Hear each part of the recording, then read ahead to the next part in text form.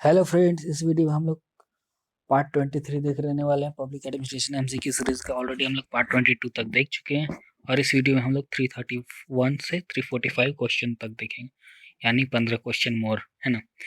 तो बिना देर किए हुए हम लोग शुरू करते हैं क्वेश्चन नंबर 331 से। क्वेश्चन है, value added administration is also known as.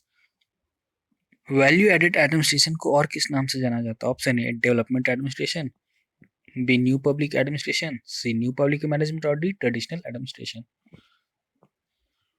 Value added administration को किस और नाम से भी जाना जा सकता है, तो इसका करेक्ट ऑप्शन क्या होना चाहिए? इसका करेक्ट ऑप्शन को एलिमिनेट करके पहुंचा जा सकता है। देखिए, सबसे पहले हम लोग ऑप्शन डी देखते हैं, ट्रेडिशनल एडमिनिस्ट्रेशन। आप लोग को लगता है ट्रेडिशनल एडमिनिस्ट्रेशन में वैल्यू के बारे में बात हुआ था कहीं भी? वहाँ इकोनॉमिक मैन के बारे में बात होता। ट्रेडिशनल एडमिनिस्ट्रेशन में इकोनॉमिक मैन के बारे में बात हुआ था, वैल्यू के बारे में बात नहीं होता। तो ट्रेडिशनल एडमिनिस्ट्रेशन को हटाइए। न्यू पब्लिक मैनेजमेंट क्या था?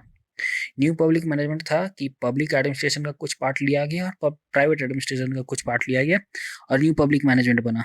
तो इसमें भी वैल्यू एड के बारे में उतना ज़्यादा बात नहीं किया गया। एक था डेवलपमेंट एडमिनिस्ट्रेशन, या फिर इसको जो ड्वाइट वाल्डो से जुड़ा हुआ, तो इसमें भी एडमिनिस्ट्रेशन से रिलेटेड कुछ स्पेसिफिकली बात किया गया कि एडमिनिस्ट्रेशन को किस तरह से डेवलप करना चाहिए, किस तरह से काम करना चाहिए।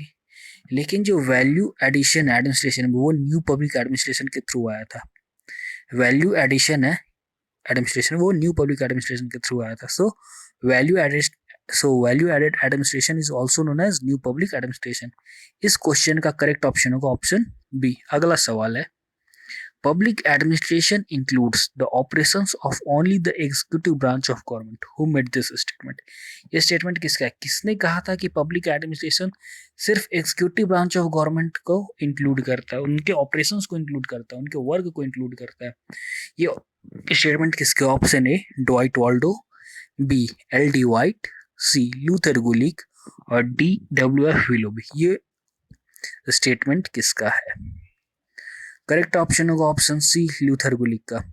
लूथर गुलिक का स्टेटमेंट है। अगर आप लोगों ने पिछले वीडियोस देखे, पिछले क्वेश्चन को ध्यान से सुने, एक्सप्लेनेशंस को ध्यान से सुना है, तो आप लोग इस क्वेश्चन में करेक्ट ऑप्शन तक पहुंच सकते हो। ये ऑप्शन सी इस क्वेश्चन में करेक्ट ऑप्शन होगा। अगला सवाल है, efficiency record method for determining the merit for promotion is practised in. Efficiency record एक मेथड होता है जो कि यूजफुल होता है किसी भी प्रमोशन के को डिटरमाइन करने में कि किस आदमी को प्रमोट करना है, किस आदमी को प्रमोट नहीं करना है। तो ये कहाँ पे यूज होता है, ये कहाँ पे प्रैक्टिस किया जाता है? ऑप्शन ए फ्रांस में, बी जापान में, सी यूके में और डी यूएसए में। कहाँ पे ये प्रैक्टिस किया जाता है इफिशियंसी रिकॉर्ड मेथड? इसका करेक्ट ऑप्शन होगा ऑप्शन डी यूएसए। तो ये जो इफिशियंसी रिकॉर्ड मेथड है ये यूएसए में प्रैक्टिस किया जाता है और इसके थ्रू ही ये डिटरमाइन किया जाता है किसे प्रमोशन देना है, किसे प्रमोशन नहीं देना है ना। तो इस क्वेश्चन का करेक्ट ऑप्शन होगा ऑप्शन डी। अगला सवाल है, reservation for the scheduled caste and scheduled tribes in the services has been provided in the Indian constitution under. Scheduled caste और शेड्यूल्ड ट्राइब्स को सर्विसेज में रिजर्वेशन दिया गया, आप लोग को पता ही होगा। तो यहाँ ये पूछा जा रहा है इस क्वेश्चन में कि शेड्यूल्ड ट्राइब और शेड्यूल्ड कास्ट को संविधान के किस अनुच्छेद के अंदर सर्विसेज में रिजर्वेशन आरक्षण दिया गया? ऑप्शन ए है आर्टिकल 315, बी है आर्टिकल 325, सी आर्टिकल 335 और डी आर्टिकल 345। तो किस अनुच्छेद के अंदर शेड्यूल्ड कास्ट और शेड्यूल्ड ट्राइब को रिजर्वेशन दिया गया सर्विसेज में, ये बताना। करेक्ट ऑप्शन होगा ऑप्शन सी आर्टिकल 335। तो आर्टिकल 335 के अंडर शेड्यूल्ड कास्ट और शेड्यूल्ड ट्राइब को रिजर्वेशन प्रोवाइड किया गया सर्विसेज में। सो क्वेश्चन का करेक्ट ऑप्शन होगा ऑप्शन सी। अगला सवाल है, Which one of the following is the correct translation of Henry Fayol's book Administration and Industrial Aid General? ये जो बुक है एडमिनिस्ट्रेशन एंड इंडस्ट्रियल एड जनरल, ये फ्रेंच में लिखा गया था। ओरिजिनली ये फ्रेंच में लिखा गया था हेनरी फ्योल के द्वारा, बाद में इसे इंग्लिश में ट्रांसलेट किया गया। तो ये बताने इसका करेक्ट इंग्लिश ट्रांसलेशन क्या था? Option A general administration and industrial management, B general and industrial administration, C general and industrial management और D industrial and general administration. तो क्या था इस बुक का करेक्ट इंग्लिश ट्रांसलेशन नेम? तो इस क्वेश्चन का करेक्ट ऑप्शन होगा option C general and industrial management. तो ये जो हेनरी फ्योल ने फ्रेंच में बुक लिखी थी एडमिनिस्ट्रेशन एंड इंडस्ट्रियल एड जनरल, इसका करेक्ट इंग्लिश ट्रांसलेशन था जनरल एंड इंडस्ट्रियल मैनेजमेंट। तो इस क्वेश्चन का करेक्ट ऑप्शन का ऑप्शन सी। अगला सवाल है, MP Follett believed in the idea that power is a source of option A, ability to make things happen, B, conflict, C, domination और D, exploitation।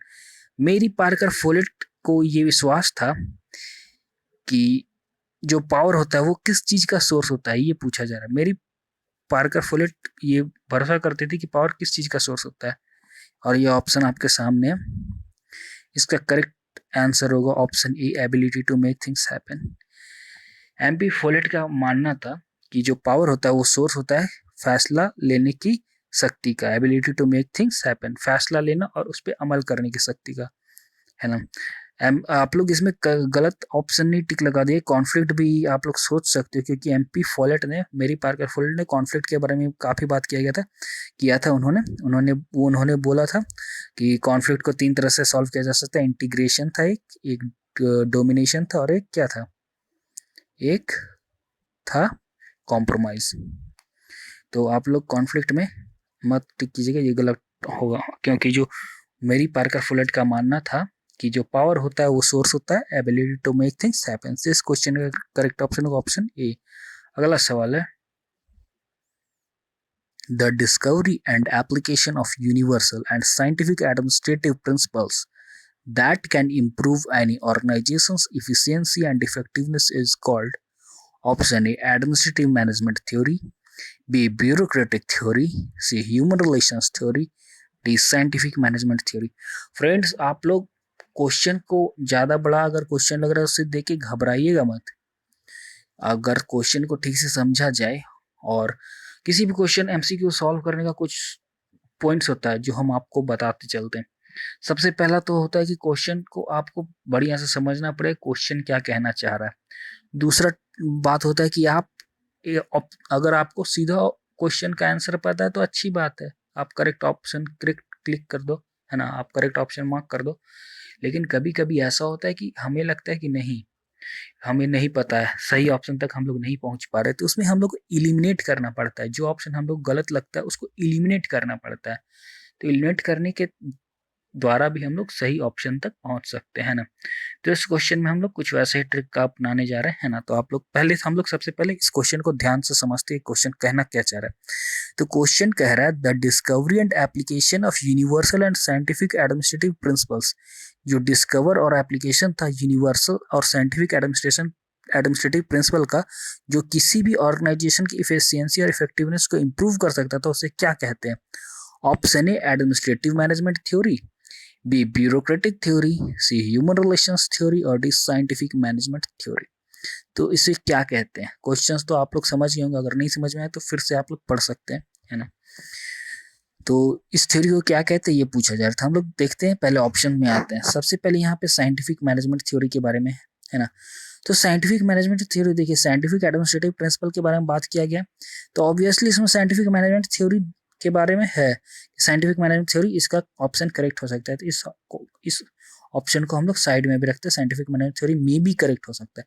अब हम लोग ऑप्शन सी की तरफ बढ़ते हैं, ह्यूमन रिलेशन थ्योरी। आप लोग को पता होगा ह्यूमन रिलेशन थ्योरी इल्टन मायो का था, और उसमें कहीं भी ये कोशिश नहीं किया गया कि एडमिनिस्ट्रेशन का यूनिवर्सल और साइंटिफिक प्रिंसिपल होना चाहिए, है ना। कहीं भी ये कोशिश नहीं किया गया। तो ऑप्शन सी तो सीधा गलत हो गया, इसको तो हटा दिए। ब्यूरोक्रेटिक थ्योरी में भी ऐसा नहीं था कि कोई यूनिवर्सल और साइंटिफिक एडमिनिस्ट्रेटिव प्रिंसिपल होना चाहिए, है ना। तो इसको भी हटा दिया। अब हम लोग ऑप्शन ए की तरफ बढ़ते हैं, एडमिनिस्ट्रेटिव मैनेजमेंट थ्योरी।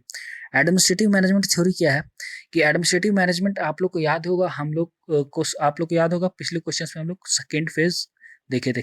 पिछले वीडियोस में हम लोग second phase of development of public administration as discipline देखे थे, जिसमें हम लोग सेकेंड फेज में पढ़ते प्रिंसिपल ऑफ एडमिनिस्ट्रेशन को डेवलप किया गया था, और वो क्लासिकल थिंकर्स थे वहाँ पे, है ना।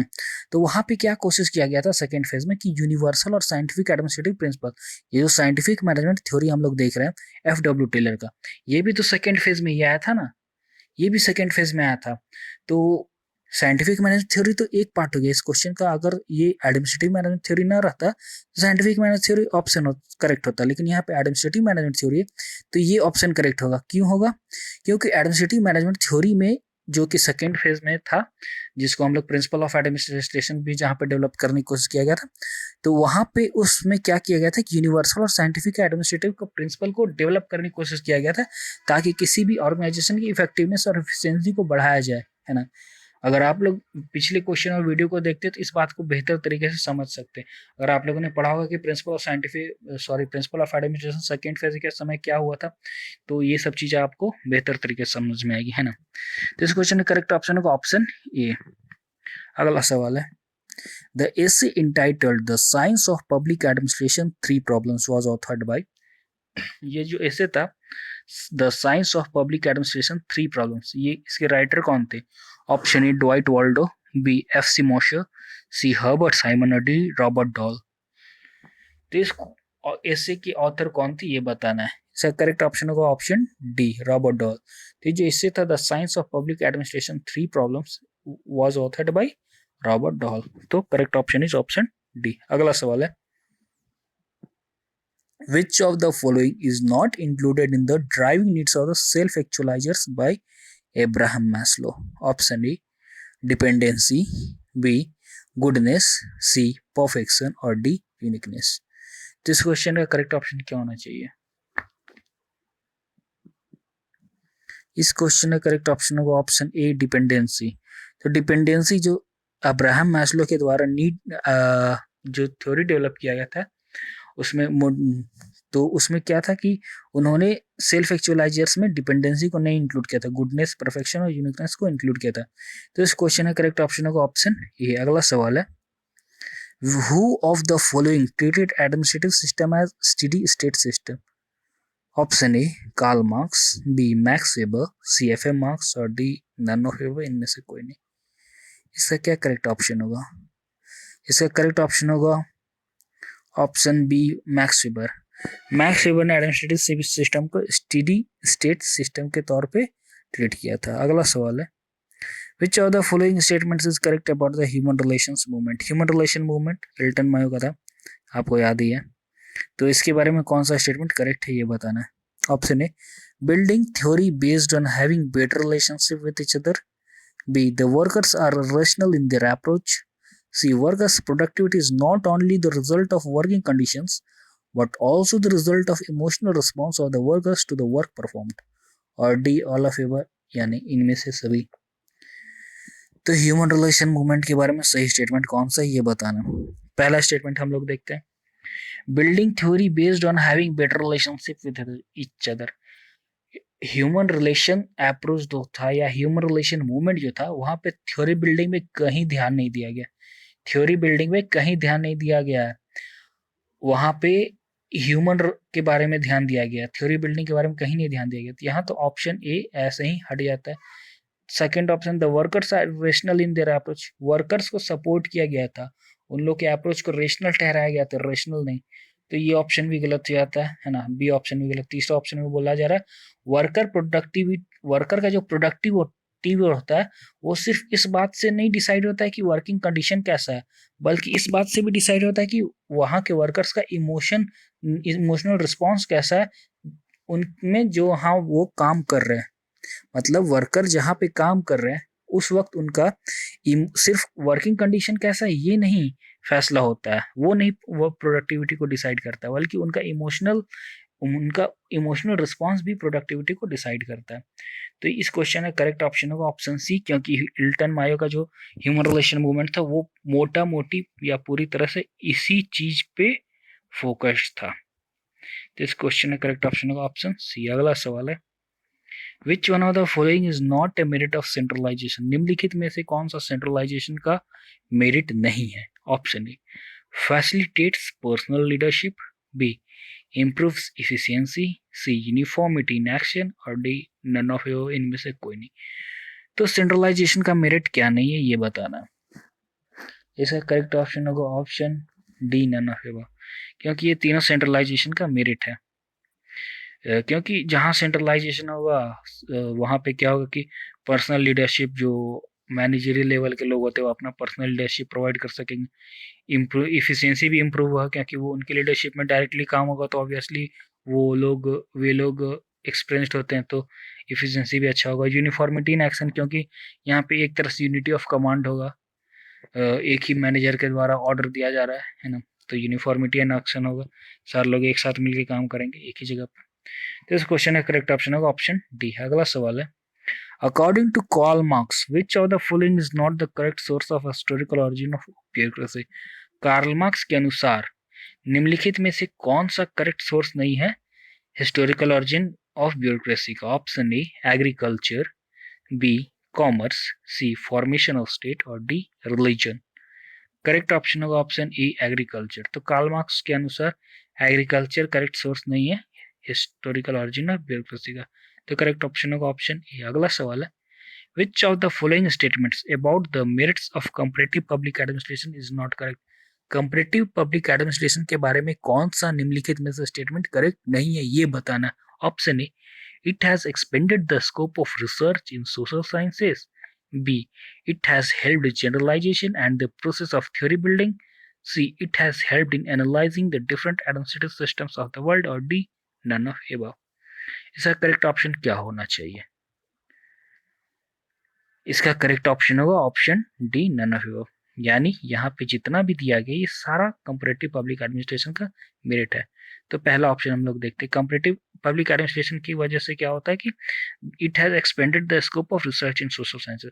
अगर मान लीजिए हम लोग इंडिया और यूएस के बारे में कंपैरेटिव स्टडी कर रहे हैं, है ना, तो उसके बारे में पता चलता है कि दोनों में क्या अंतर है ना, और इस तरह से इसका स्कोप भी बढ़ता है। जो रिसर्च होता है सोशल साइंस का, पहले मान लिया सिर्फ हम लोग इंडिया के बारे में रिसर्च करते हैं सोशल साइंस का, अब इंडिया और यूएस दोनों कंपेयर करके रिसर्च कर रहे हैं, तो स्कोप तो बढ़ रहा है ना। Second, it has help generalization and the process of theory building. अगर हम लोग सिर्फ इंडिया एग्जाम्पल वही लेते हैं कि देखिए अगर हम लोग सिर्फ इंडिया बेस्ड स्टडी करते हैं, सिर्फ इंडिया के बारे में पढ़ते हैं कि इंडिया ऐसा है, इसका एडमिनिस्ट्रेशन ऐसा है, तो इसमें जो थ्योरी बिल्डिंग होगा वो सिर्फ इंडिया के लिए होगा। लेकिन अगर हम लोग और दूसरे कंट्रीज को भी इंक्लूड करते हैं तो एक जनरलाइज्ड वे में और एक जनरलाइज्ड वे में थ्योरी बिल्डिंग किया जा सकता है। कंपैरेटिव पब्लिक एडमिनिस्ट्रेशन का यही कोशिश था। और तीसरा, it has helped in analysing the different administrative system of the world. ये तो है कि आप एनालाइज कर सकते हो यूएस का एडमिनिस्ट्रेटिव सिस्टम कैसा है, यूके का कैसा है, जापान, फ्रांस, जर्मनी, रशिया कैसा है, ये लोग का एडमिनिस्ट्रेटिव सिस्टम, ये सब देखा जा सकता है। तो इस क्वेश्चन का करेक्ट ऑप्शन होगा ऑप्शन डी। अगला सवाल है, which one of the following US agencies manages the civil services of federal government? Option A, Federal Labor Relations Authority, B, Office of Personnel Management, C, Office of the President, और D, United States Civil Service Commission। तो correct option क्या होगा इस question का? इस question का correct option होगा option B, office of personnel management. तो office of personnel management US का वो एजेंसी है जो कि सिविल सर्विस, जो कि फेडरल गवर्नमेंट है यूएस का, उसके सिविल सर्विस को मैनेज करता है। तो इस क्वेश्चन का करेक्ट ऑप्शन होगा ऑप्शन बी। ये था इस वीडियो का लास्ट क्वेश्चन। आप लोग को ये वीडियो कैसा लगा बताइएगा, और अगर अच्छा लगा हो तो दूसरों के साथ भी शेयर कीजिएगा ताकि और लोगों को फायदा हो, है ना। हम लोग अगले वीडियो में जल्द ही मिलेंगे, यानी जस्ट कल ही हम लोग मिलेंगे अगली वीडियो में, है ना। तो तब तक के लिए बाय, थैंक्स।